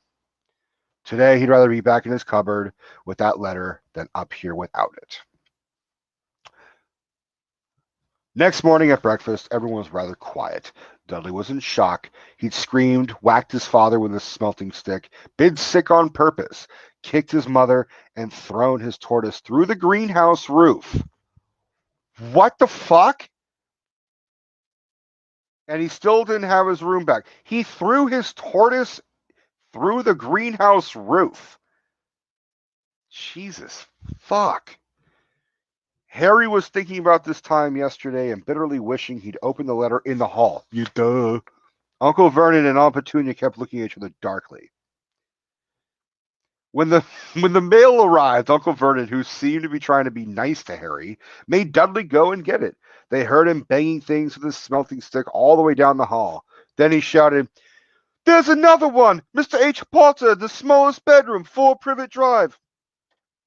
With a strangled cry, Uncle Vernon leapt from his seat and ran down the hall, Harry right behind him. Uncle Vernon had to wrestle Dudley to the ground to get the letter from him, which was made difficult by the fact that Harry had grabbed Uncle Vernon around the neck from behind. After a minute of confused fighting in which everyone got hit a lot with the smelting stick,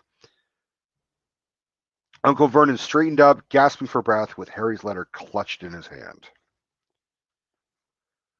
Go to your cupboard. I mean your bedroom, he wheezed at Harry. Dudley, go! Just fuck off! Harry walked around his new room. Someone knew he had moved out of his cupboard, and they seemed to know he hadn't received his first letter. Surely that meant they'd try again, and this time he'd make sure they didn't fail. He had a plan. Mission in Potterville. The repaired alarm clock rang at 6 o'clock the next morning. Harry turned it off quickly and dressed silently. He mustn't wake the Dursleys. He stole downstairs without turning on any of the lights. He was going to wait for the postman on the corner of Privet Drive and get the letters for number 4 first. His heart hammered as he crept across the dark hall toward the front door. Arrgh! Harry leaped in the air. He trod on something big and squishy on the doormat. Something alive. Lights clicked on upstairs, and to his horror, Harry realized that the big squishy something had been his uncle's face. Uncle Vernon had been lying at the foot of the front door in a sleeping bag, clearly making sure that Harry didn't do exactly what he'd been trying to do. He shouted at Harry for about a half an hour, and then he told him to go and make him a cup of tea. Harry shuffled miserably off for the kitchen, and by the time he got back, the mail had arrived, right into Uncle Vernon's lap. Harry could see 3 letters addressed in green ink. I want, he began, but Uncle Vernon was tearing the letters into pieces before his eyes. Uncle Vernon didn't go to work that day. He stayed at home and nailed up the mail slot. See, he explained to Aunt Petunia through a mouthful of nails, if they can't deliver them, they'll just give up. I'm not sure that'll work, Vernon. Oh, these people's minds work in strange ways. They're not like you and me, said Uncle Vernon, trying to knock in a nail with a piece of fruit cake Aunt Petunia just brought him. On Friday, no less than 12 letters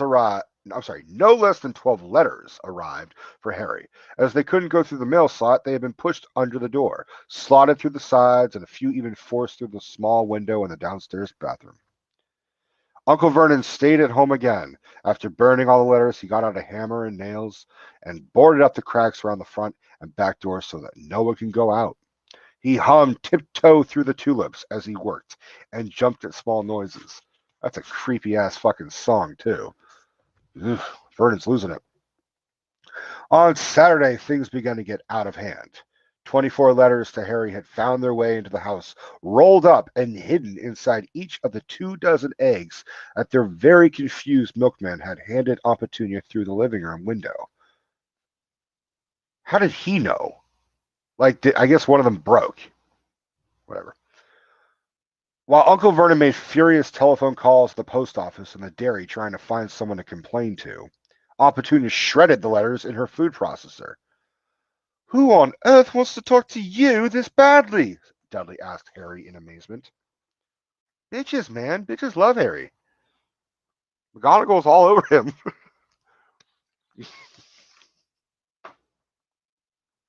My apologies. On Sunday morning, Uncle Vernon sat down at the breakfast table looking tired and rather ill, but happy. No post on Sundays, he reminded them cheerfully as he spread marmalade on his newspapers. No damn letters today! Something came whizzing down the kitchen chimney as he spoke and caught him sharply on the back of the head. Next moment, 30 or 40 letters came pelting out of the fireplace like bullets. The Dursleys ducked, but Harry leaped into the air trying to catch one. Out! Out! Uncle Vernon seized Harry around the waist and threw him into the hall. When Aunt Petunia and Dudley had run out with their arms over their faces, Uncle Vernon slammed the door shut. They could hear the letters still streaming into the room, bouncing off the walls and floor. That does it, said Uncle Vernon, trying to speak calmly, but pulling great tufts out of his mustache at the same time. That I'm not acting out. I want you all back here in 5 minutes, ready to leave. We're going away. Just packs, clothes, no arguments. Fuck off. He looked so dangerous with half his mustache missing that no one dared argue. 10 minutes later, they had wrenched their way through the boarded up doors and were in the car, speeding toward the highway. Dudley was sniffling in the back seat. His father hit him round the head for holding them up while he tried to pack his television, VCR, and computer in his sports bag. Fucking priorities, buddy. Shit. They drove, and they drove, and they drove some more. Even Aunt Petunia didn't dare ask where the fuck they were going. Every now and then, Uncle Vernon would take a sharp turn and drive in the opposite direction for a while. Shake 'em off, he would mutter whenever he did this. They didn't stop to eat or drink all day. By nightfall, Dudley was howling. He never had such a bad day in his life. He was hungry. He'd missed 5 television programs he wanted to see. And he'd never gone so long without blowing up an alien on his computer. Boo, boo, boo. Uncle Vernon stopped at last outside a gloomy-looking hotel on the outskirts of a big city. Dudley and Harry shared a room with twin beds and a damp, musty sheets. Dudley snored, but Harry stayed awake, sitting on the windowsill, staring down the lights of passing cars and wondering. They ate stale cornflakes and cold tinned tomatoes on toast for breakfast the next day. They had just finished when the owner of the hotel came over to their table. Excuse me, but is one of you Mr. H. Potter? Only got about 100 of these on the front desk. He held up a letter so they could read the green ink address. Mr. H. Potter, room 17, Railview Hotel, Cokeworth. Coke is never worth it. Harry made a grab for the letter, but Uncle Vernon knocked his hand out of the way. The man stared. I'll take them, said Uncle Vernon, standing up quickly and followed him from the dining room.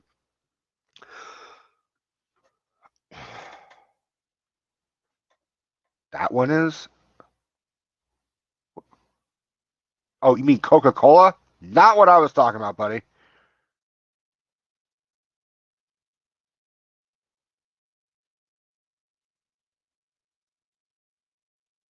No, I can't. I'm not going to think that hard. Explain it or fuck off. You. Oh! Yeah, that's true. You are the only Coke that's worth it. It was spelled with a C, an O, and a K and E. Just saying. Would it be better just to go home, dear? Aunt Petunia suggested timidly years later, but Uncle Vernon didn't seem to hear her. Exactly what he was looking for, none of them knew. He drove them into the middle of the forest, got out, looked around, shook his head, got back in the car, and off they fucked off again. The same thing happened in the middle of a plowed field, halfway across a suspension bridge, and at the top of a multi-level parking garage. Daddy's gone mad, hasn't he? Dudley asked Aunt Petunia dully late that afternoon. Uncle Vernon had parked at the coast, locked them all inside the car, and disappeared. It started to rain. Great drops beat on the roof of the car. Dudley sniveled. It's Monday, he told his mother. The great Humberto's on tonight. I want to stay somewhere with a television. Boo boo. Monday. This reminded Harry of something. If it was Monday, and you could usually count on Dudley to know the days of the week because of television, then tomorrow, Tuesday, was Harry's 11th birthday. Of course, his birthdays were never exactly fun. Last year, the Dursleys had given him a coat hanger and a pair of Uncle Vernon's old socks. Still, you weren't 11 every day. Well, you are for a full year, unless you die before you're 12. So, yeah. Uncle Vernon was back, and he was smiling. He was also carrying a long, thin package, and didn't answer Aunt Petunia when she asked what he'd bought. It was a giant dildo. He was going to just give it to Petunia that night. Found the perfect place, he said. Come on, everyone out. It was very cold outside the car. Uncle Vernon was pointing at what looked like a large rock out on the sea. Perched on top of the rock was the most miserable little shack you could ever imagine. One thing was certain, there was no television there. Storm forecast for tonight, said Uncle Vernon, gleefully clapping his hands together. And this gentleman's kindly agreed to lend us his boat. A toothless old man came ambling up to them, pointing with a rather wicked grin at an old rowboat bobbing in the iron gray water below them. I've already got us some rations, said Uncle Vernon. So all aboard! It was freezing in the boat. Icy sea spray and rain crept down their necks, and a chilly wind whipped their faces. After what seemed like hours, they reached the rock where Uncle Vernon, slipping and sliding, led the way to the broken-down house. The inside was horrible. It smelled strongly. I thought they smelled bad on the outside. It smelled strongly of seaweed. The wind whistled through the gaps in the wooden walls, and the fireplace was damp and empty. There were only 2 rooms. Uncle Vernon's rations turned out to be a bag of chips each and 4 bananas. Cheap ass. He tried to start a fire, but the empty chip bags just smoked and shriveled up. Wow. This guy runs a business. Okay. Could do with some of those letters now, eh? He said cheerfully. He was in a very good mood. Obviously, he thought nobody stood a chance of reaching them here in a storm to deliver mail. Harry privately agreed, though he thought didn't cheer him up at all. As night fell, the promised storm blew up around them. Spray from the high waves splattered the walls of the hut, and a fierce wind rattled the filthy windows. Aunt Petunia found a few moldy blankets in the second room and made up a bed for Dudley on the moth-eaten sofa. She and Uncle Vernon went off to the lumpy bed next door, and Harry was left to find the softest bit of floor he could find and to curl up under the thinnest, most ragged blanket. Well, it's fucking nice that, like, at least this place is kind of furnished. Like, they could have not have had anything. The storm raged more and more ferociously as the night went on. Harry couldn't sleep. He shivered and turned over, trying to get comfortable, his stomach rumbling with hunger.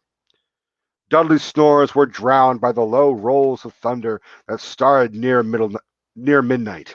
The lighted dial of Dudley's watch, which was dangling over the edge of the sofa on his fat wrist, told Harry he'd be 11 in 10 minutes' time. He lay and watched his birthday tick nearer, wondering if the Dursleys would remember it at all, wondering where the letter writer was now.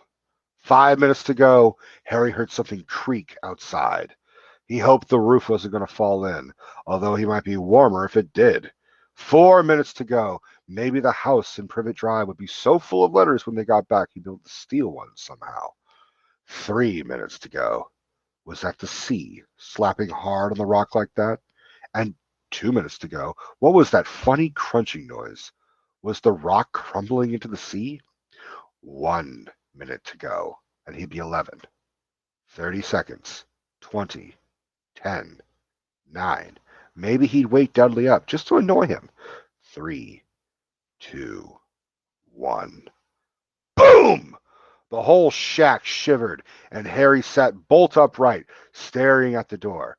Someone was outside, knocking to come in. End of chapter 3.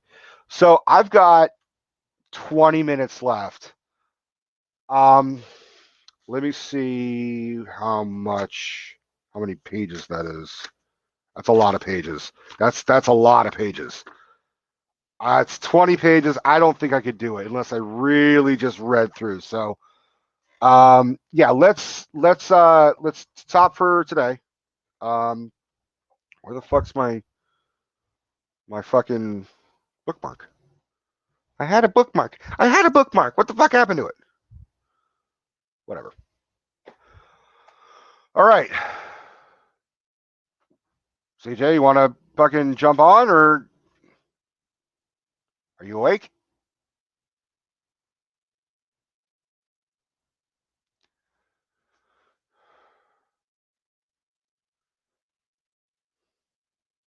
This has been Masturbate Theater with Rico DiGiorgio. Masturbate Theater. Are you the one masturbating, or is that what I've been doing for the past hour and a half? That's you. Yes, when I was holding the book with one hand, you didn't see the other one. Hey, you're talented. What can I say? Yeah, I can multitask. Celeste said she was doing it while you were reading. Oh, I believe that. So that's all right. I put in a request for her show while you were reading. So hopefully it'll play. So more so to Tinder. Looking for Hagrid. Well, you did say he had a dolphin-sized penis, if I heard correctly. Something akin to that. Yeah. Hagrid is your hookup. Anyone that wants to jump in for the last 10 minutes, feel free. Anyone that wants, yeah. Celeste, what happened? Where's Jay? Where is Jay? That's a good question. Did I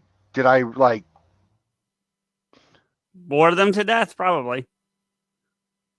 Wow, you're just a fucking dick. Bore them. Let's see. Let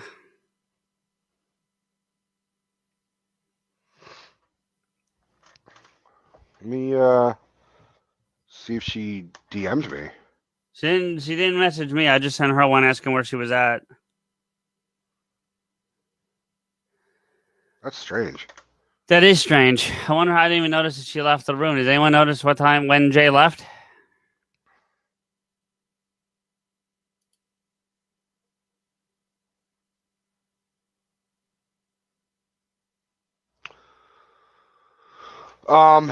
Any comments? Any thoughts? Any criticisms? Hi, Steph. Hey. You gonna show off your hairdo? Looking good, Steph. Looking good. Thanks. No, I didn't notice when she popped off because I keep the chat open and the list of people who are on you have to pan over to 2 times on the phone.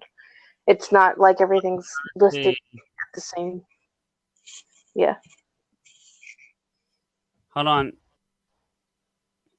According, she said she left to message me because she listens on her phone. She can't DM and Skype and message and do get Vokl at the same time. Okay. Apparently everyone's asleep at the party. No joke. I'm not even kidding you. Everybody from my reading. I don't know if it's because of your reading, but they're all asleep except for Jay. Well, Jay's back. Jay, did I fucking literally fucking read them to sleep? I didn't know that was possible of me fucking yelling half the time. So So, See, man, you want to jump on? I'm super biased. Of course, I'm gonna love his readings because Rico's Or- been reading yeah, you the read them to first sleep. 4 books to me. So, like, yeah. You read them to sleep. That's kind of that's kind of a good thing and really not a good thing. But that was sort of the whole point. Was like, all right, like tuck in and Well, I'm it gonna is. fucking. But it's also 1:40 in the afternoon, if my math serves me. I mean, 12. was there 12:40. 12. Oh was well, there alcohol involved? there's always that's just a dumb question with that group. So maybe they just got shit faced and like, Harry and Rico. Or maybe they were vigorously masturbating and then they're just like, it's good enough. Okay, good. That doesn't happen to everybody, just some people. It's true. I am the total opposite of the Energizer Bunny. I am like, ding, ding.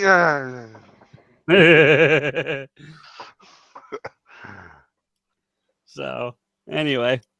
See, man, you want to jump on? You want to? And we got about 10 minutes ish before we need to pull the plug, but feel free to jump in.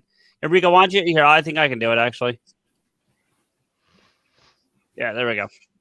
Well, hello, everybody. What's going on, T-Man? How's it going? Not too bad. How was story time?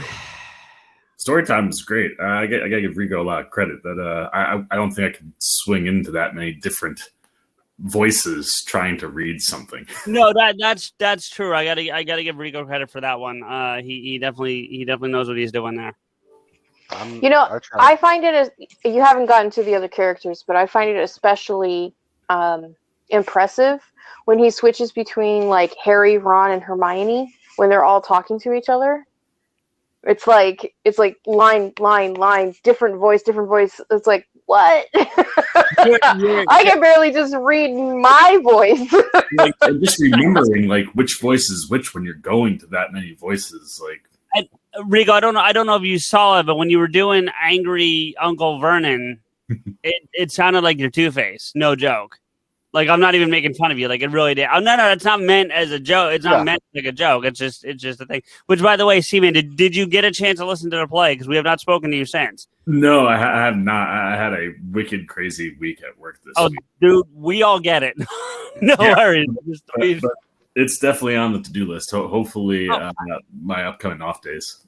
Yeah, no worries. But you had mentioned you were going to go do it that last weekend, so I wasn't sure if you had the opportunity. I just wanted to find out what you thought if you had. So. Yeah, no, I between work and then forgetting just how ridiculously crazy a weekend of content it was going to be, or Thursday, the end of the week of content it was going to be. Yeah, we're recording about it tomorrow or Sunday, so nice. Very excited to have that conversation with Rico because I don't honestly know where he stands. I don't want to know until we get into it on Sunday, but I'm very, very curious to see how that's going to go. It's going to be an interesting thought. I will tease to everybody that preparing for this, I rewatched Batman v Superman, as I know Rico did too, and my perspective on it has changed since I first watched it. Yeah, did you watch the theatrical cut or the Ultimate Edition? Oh, I only ever watched the Ultimate one. I think that's all I've ever seen. Okay. Yeah. The Ultimate is definitely the way to go. I rewatched both, and like I've seen BVS more than Man of Steel, but rewatching Man of Steel, I was like, both of these movies have aged a lot better.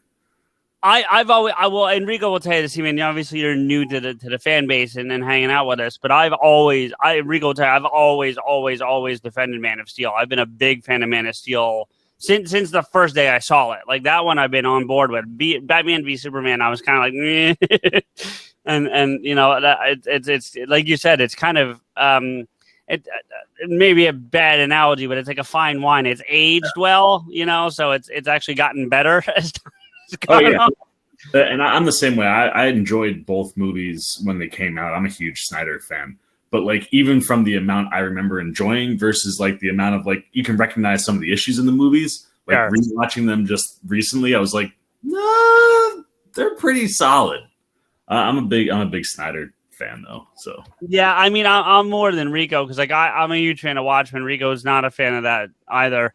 I am a fan of Watchmen. Yeah, and I really enjoyed the Snyder cut, but things could have. I mean, it definitely screws with continuity issues. Oh, yeah, I mean, they're so they've built such an interest, like just in the moves that they've made recently. Like they've kind of put themselves in some really awkward holes. Like even just Aquaman, Oh yeah, like the scenes you get there, they don't like they. You can tell they were leading into that movie, but Juan took them in different directions because we never got this cut. Which, by the way, of the post, it's a word I want to use here, I guess, because I feel like Man of Steel, while connected, is not connected to, say, Aquaman, Wonder Woman, and Batman v Superman. I feel like it's its own separate thing somehow, even though it's really not. You know what I mean? But so Rico will tell you, I thought Aquaman was one of the best of the individual films. I'm a huge fan of Aquaman. That movie is just so beautiful to watch. Like Juan really knocked it out. I think he just put people off guard. Like I don't think anybody was expecting that movie for Aquaman. Yeah, and that's the other thing. That's the other thing about it is like Rico. What you guys both, either one of you, because you both know the director's name, Juan. What? James Wan. James Wan. Thank you. He's making.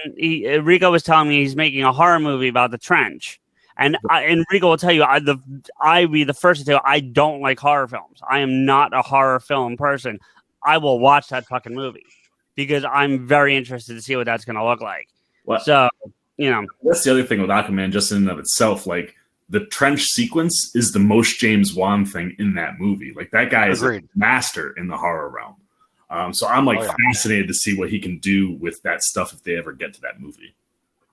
Yeah, it's going to be interesting. It's been a busy week. I have not gotten to watch Falcon and Winter Soldier yet. I was going to do it before the show and ran out of time, so it's on my post show or my post Celesta show. Which as we're getting close to the end, I will remind everybody: DJ Celesta will be live on radio airwaves starting in 14 minutes and 15 seconds or so. So please make sure you'd stay tuned in for that because we will be simulcasting that and it will be a lot of fun. That said, after that, I'm planning to sit down and watch Falcon and Winter Soldier, assuming I'm sober enough to still see straight. How drunk are you? I'm not now, but I have 2 more hours of Celeste to go. That's true. Yeah. So 10 to 12, but it'll be a fun show anyway. But yeah, I'm curious to see. But like you said, man, it's been a busy week of content because I'm trying not to give too much away about my feelings on the Snyder Cut because we're going to record about it on Sunday. But like, I honestly so let's talk about Potter instead. Okay, let's talk about Potter. We didn't not to death for 5.5 hours already, but sure, why not? You know. Well, personally, I think that like some of the movie decisions kind of I didn't agree with, like how they portrayed Vernon, the Dudley's dad. That's not exactly how I would have done it because like they didn't really show the progression of him becoming slowly more insane about trying to keep magic out of their lives. Like how it is in the books. Like it was way too rushed and it felt very disjointed to me.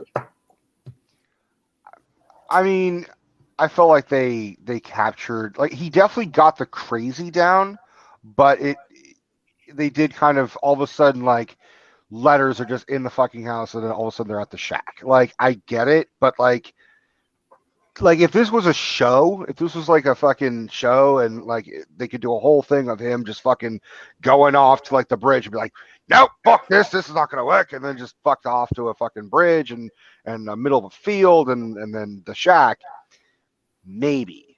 But for a 2-hour movie or 2.5-hour movie or whatever Sorcerer's Stone is, come on, that could be a very easy 2-minute sequence of him going down a fuckward downward spiral. Yeah, let's see your woman, damn it. Yep. What? Just hearing listen to you your woman, damn it. Hearing you say the word show just now made me think if the Harry Potter movies hadn't come out and been movies and Rowling was thinking about doing it now, you know, with all of the streaming services available and the way that like you can tell long form stories, not to bring back the Snyder Cut, but that is definitely something I think that's easily consumable at home, streaming, more so than a movie theater. Do you think she would have gotten the TV series? Well, wait. There's a quick. I have a quick follow up question. That's seriously relevant to your point, C-Man. Has all the stuff that she has said come out with it? Because if so, no.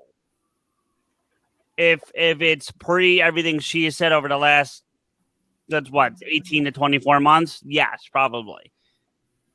Yeah, that's a fair point. I mean, look, they're still going to be making Fantastic Beasts movies.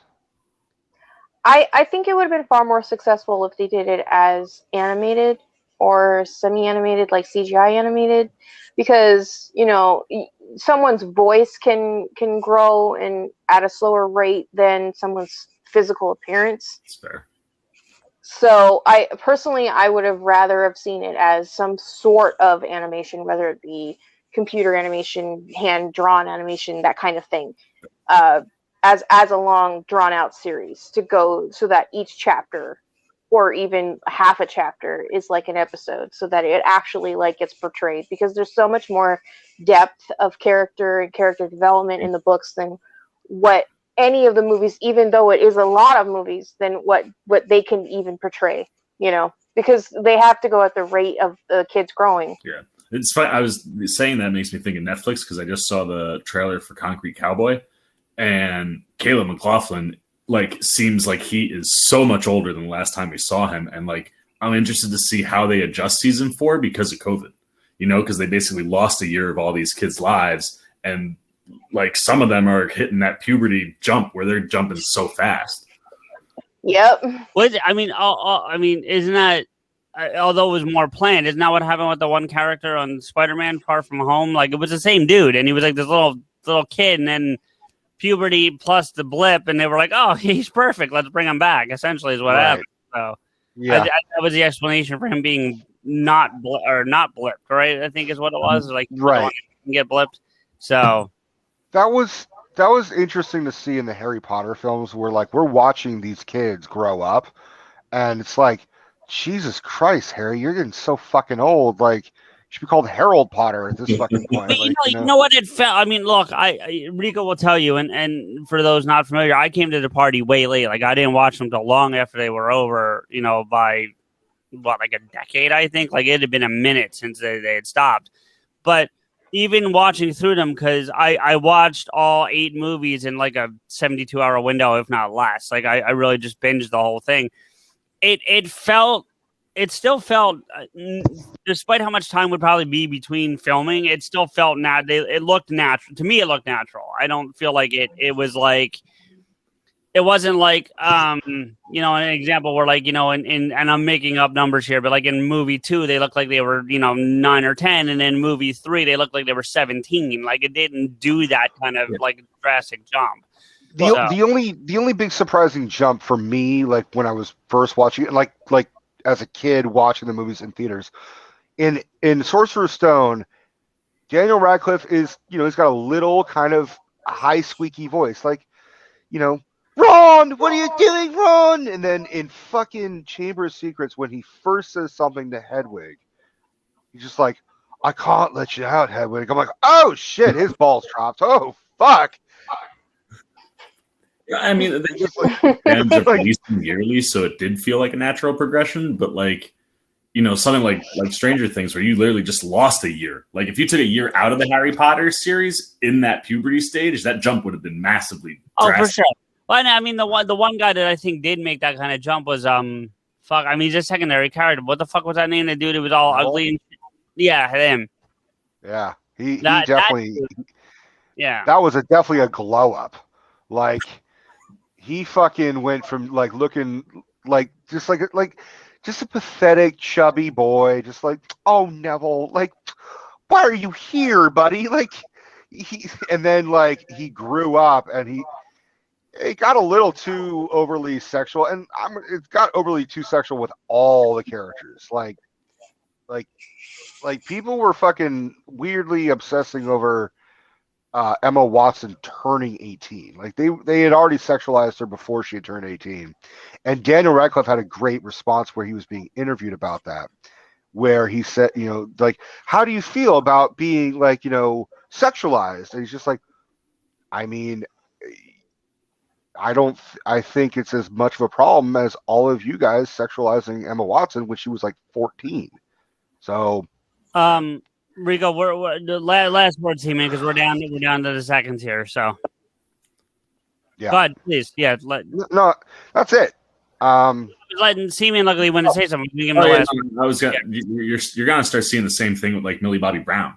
You know what I mean? Yeah, it's already happened. Growing up a lot, and she dresses and acts very adult, specifically like at award shows and stuff. And it's like she's 16 years old.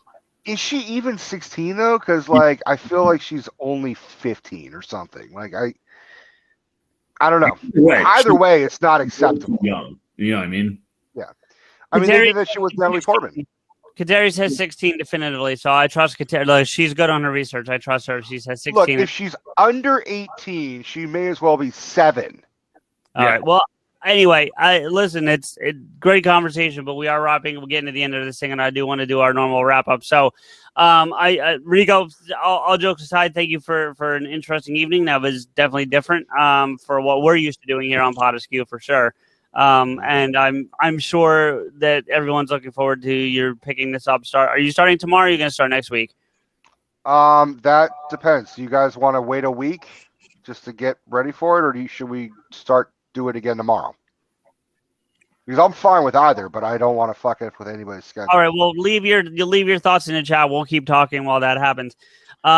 So thank you for that. Honestly, all jokes aside, next week we will be back with your more typical getting vocal with PodAskew. Not to say anything bad about this one, but just your typical. We'll have a topic, we'll have conversation. The windows will be open. I'm C-Man. I hope we'll see you there, Steph. I know you'll be here in some form or fashion, whether it be in spirit, chat, or video. So either way, pretty yeah. Everyone says next Saturday. So next Saturday will be the next couple chapters. Next Saturday, so we'll start next week. Yeah. Okay, so there's that, and then I'm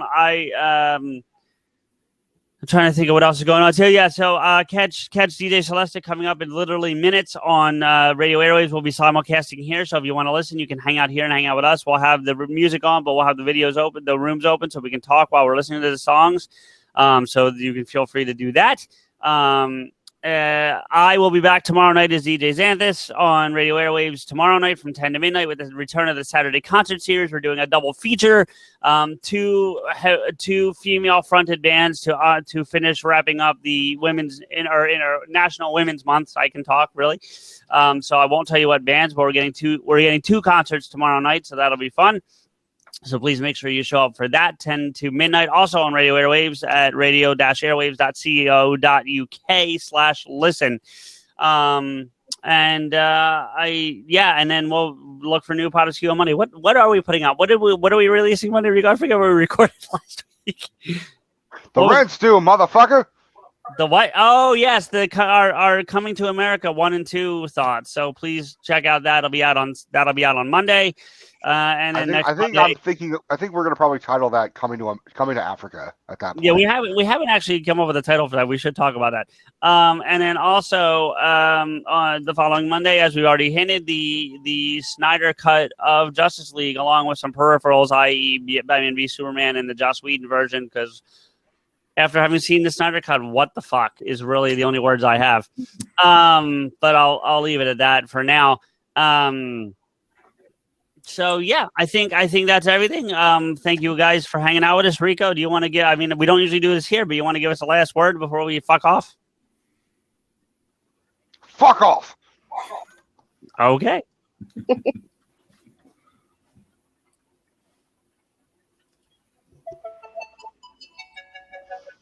Butterfly in the sky, I can go twice as high. Take a look, it's in a book, a reading rainbow. I can go anywhere, friends to know and ways to grow, a reading rainbow. I can be anything. Take a look, it's in a book, a reading rainbow.